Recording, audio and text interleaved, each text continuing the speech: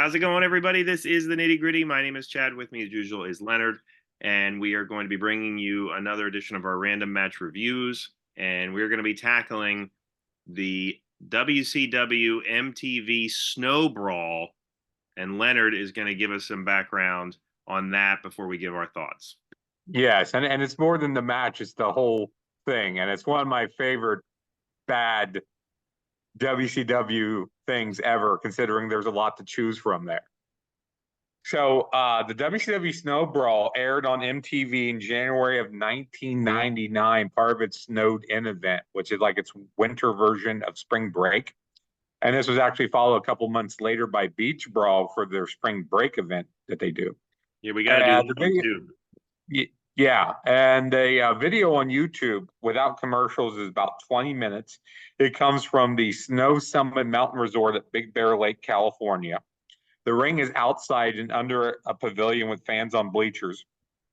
We start out with only three Nitro girls dancing in the ring.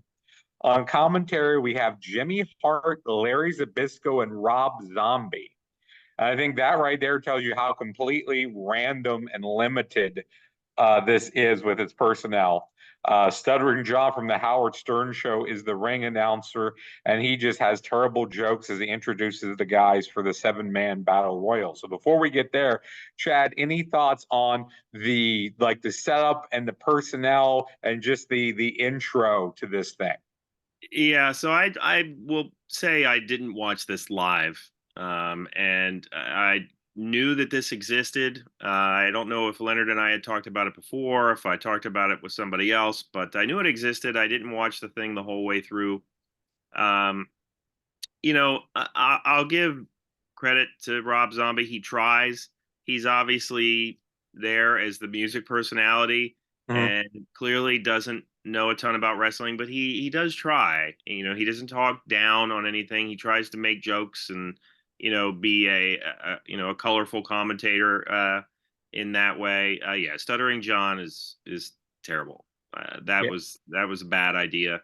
Um, they play Offspring Pretty Fly for a White Guy because we're on MTV, so we're not just limited to the Turner music catalog, such as it was. So you have a lot of different songs playing. You have Backstreet Boys at one point, and then during the match, music just plays. And it's really, really not a good mesh when the match starts. Like, just and we'll get more into that when we talk about the match. But yeah, this is very random. And like Leonard said, Snowed In was a winter's themed program on MTV that was kind of like their spring break. They would do it in 2000 and 2001 as well, and it didn't really get the popularity I think that they were hoping it would. They only did it those few years. There was no real snow at this time. I looked this up. Oh, Um, so like so it it's didn't seem as cold to me as you would have thought it would be for snow. I will say that. yeah. I mean, you could look at some of the. I mean, the wrestlers are getting sweaty as they wrestle, but like they're coming in there, they're not. They're wearing regular wrestling gear, so I don't think that they were dying in terms of temperature. Yeah. But yeah, this this was something. So let's get to the match then. Sure. So the wrestlers involved here is Conan, who rides in on a snowmobile, Kenny Chaos, Disco Inferno, Billy Kidman, Brian Adams, Wrath, who's also Brian Clark, and Booker T. Some of the guys cut promos, and I'm going to be honest, this may be the best Brian Adams promo I've ever heard. And I got to ask, they couldn't find three more guys for an even 10. It's Uh, very random. yeah. Again, the names are random. They're random mid carders. If you just like threw in people's natural tag partner, you could get to 10. And where's Glacier? He would have been perfect for this. You would think this strikes me as a collaboration that they were really excited about in theory, and then it's like, oh shit, we need to actually do this. let's find some guys that want to go and are willing to go. And Mhm. here's the guys that are willing to go. And it's these 7 random guys. There's no really sense of like a theme or anything like that. You mentioned Glacier. It's Mhm. just kind of whatever guys are not doing anything else. Yeah. So we take a break. After the break, one of the Nitro girls, I think it's Whisper, gives Zombie something to eat. He doesn't know what it is. And Jimmy Hart says never to trust a woman, which I just thought was funny. Yeah. Uh, yeah, Zombie then fires a gun to start the match. It's a pretty standard brawling for a battle royal. In eliminations in order, we have Wrath, Kenny Chaos, Conan, Billy Kidman, Booker T, and then Adams turns on Disco Inferno and tosses him. Disco was representing the Wolfpack and Adams the NWO black and white. Just about everyone kind of gets their sort of signature stuff in. This was way longer than I would have guessed. I thought it would be pretty quick eliminations. Not really a whole lot to talk about with the match itself. Like I said, very standard battle royal. I wouldn't want to give it, say, like 0 stars, but it's like a half-star match. Yeah. I would concur with the either 0 or half stars there. This, you say a standard battle royal. I guess it is in terms of it's a battle royal and the rules are the same, but this was lame, this battle royal. And if Mhm. you wanted to see why these wrestlers were not top tier talent, then just watch this because they don't give a shit. Right, No yeah, no one brings it. cares. Like they're just literally going through the motions about as lame as they possibly can. Like the commentary focuses on Disco Inferno a lot because of the music of the era was obviously not disco, and his hair, and it's just this was like you said. Altogether, this is like 19 minutes and change if you look it up on YouTube, and it is extremely boring. And I think Yeah, boring for everyone involved except the crowd, who were like literally on fire. Not for the match, I think, just maybe excited to be there. yeah, and there's probably some alcohol and maybe some other herbal remedies involved too, I would Yeah. guess. Yeah, Uh, that's a fair assessment. yeah, but so post match, Brian Adams won, and I read a review that guessed that he won because he has the same name as a rock star. So too bad Sting wasn't there.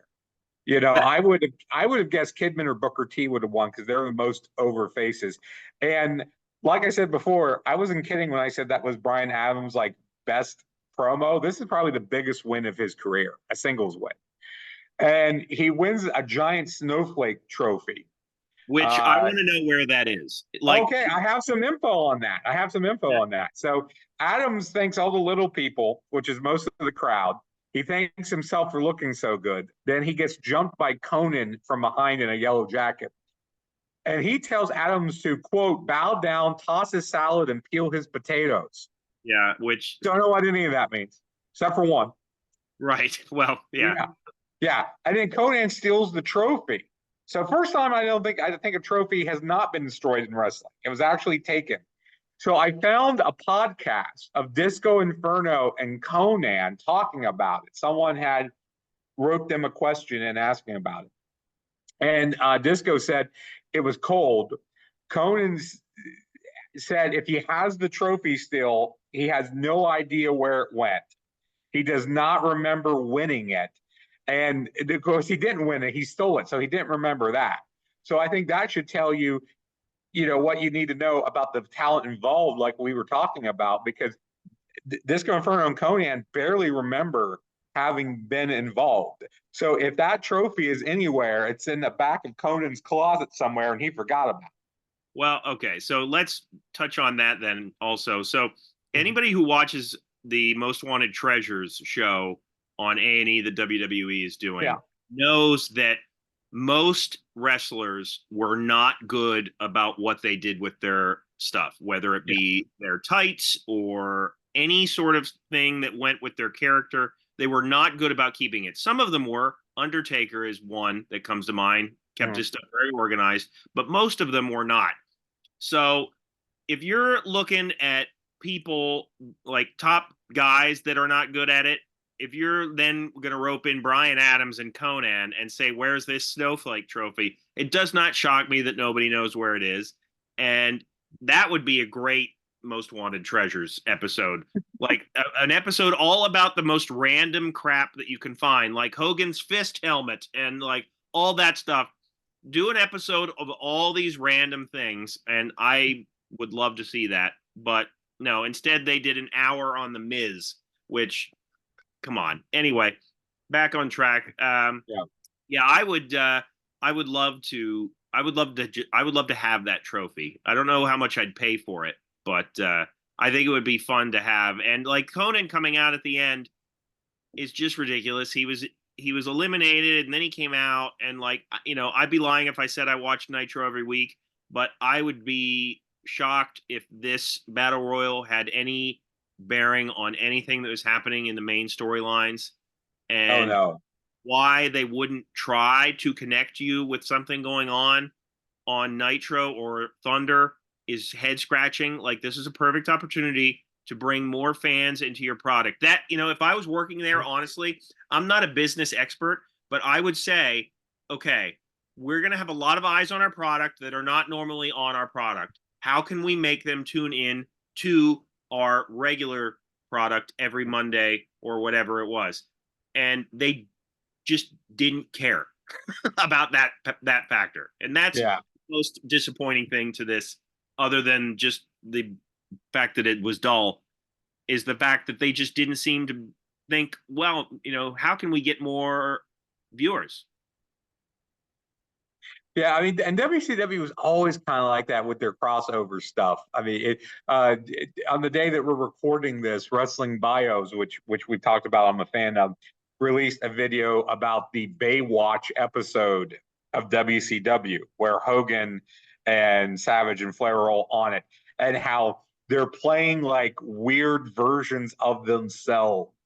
Yeah. Like Ric Flair is a real estate magnate who buys a like a kids center that Hulk Hogan went to when he was a child. I mean, it's just WCW was always a lot worse than WWE where it came to like crossovers Yeah. and making it work for them and making it kind of make sense within context.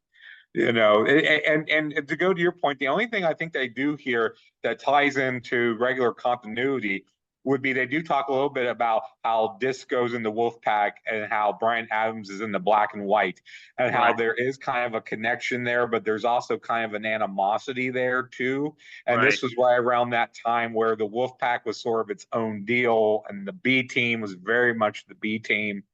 Right. And again, you know, I mentioned Wrestling Bios. He does the reliving the war, where every week he compares Raw and Nitro, and he's into this, I believe, the summer of '99 right now. So just past this time period, and just past the period where the NWO kind of officially broke up. It's around the time where Hogan went back to the red and yellow is where he's at. So yeah, it's again, like I say, it's one of those things that is so bad that I enjoy the badness of it and just the randomness of it. The fact Yeah. that you could only get 3 Nitro girls, like you couldn't even send all 6 of these random dancers. Right. Some of them were like, no, I'm not going. Like, Yeah, always what it was, you know? I mean, think about what this could have been if you would have had, say, all the Nitro girls, if you would have had, you know, like Shivani and Zabisco, if you would have had, you know, at least like Sting or right. Flair or Nash or at least 1 or 2 of the main event guys. Yeah. Or if you would have done this, say, Battle Royal, and then even say, you know, Billy Kidman's there, cruiserweight champion, do a cruiserweight match, because those were always great for WCW. Right. Yeah, that's what it needed to be a more thought out plan with Mm-hmm. something to tie into the regular show. And like you said, like you have Brian Adams winning and he has this big turn on Disco, but in, you know, he comes out and he does a heel promo And then they're making it seem like the NWO is just this one big happy family, which anybody who tunes into the show knows that that's not true. Mhm. And he does this big turn, which he's a heel, so he's a heel turning on a heel. Well, yeah. I like you think that it's fun to look at the badness and the randomness of it as well. And it took me like a few minutes to try and have memories flood back of Snowed in general, and some of the things that were on it at the time. Yeah, I wasn't really watching MTV at this time, but I actually do remember watching this. I don't know if it was a replay or live, and it was still an era where you would just flip through channels until you found something. And I think that's just kind of how I happened upon it. Yeah, like see, I would be if you're at a ski resort, I'd be making like the match go and use every part of that ski resort. Yeah. Like they end with throwing disco into the snowbank. Yeah. Like should have done more of that. Like have like a hardcore match that goes all over the ski resort. That would be fun. Anyway. Yeah, like what was that? It was the episode Shotgun Saturday Night where they were like at the mall. It was in the subway terminal, right? Yeah. And they like were fighting on the escalator and stuff. Yeah, Yeah. I mean, if you're in a unique space, use the space. Absolutely. Well, I'm sure we will review Beach Brawl at some point too. Mhm. And like I've always heard of Snowbrawl, but until I did research for this, I didn't even know that Beach Brawl was a thing. So I'm anxious to see what happens on that one. And let us know what you think. If you have memories of this, if you watched it live, let me and Leonard know what you think in the comments section. Hit the like button and subscribe to our content. And check out our other videos, Segment Surgery, What's That Card, our full-length episodes. We're also available wherever you listen to podcasts. For Leonard, my name is Chad, and we will see you next time.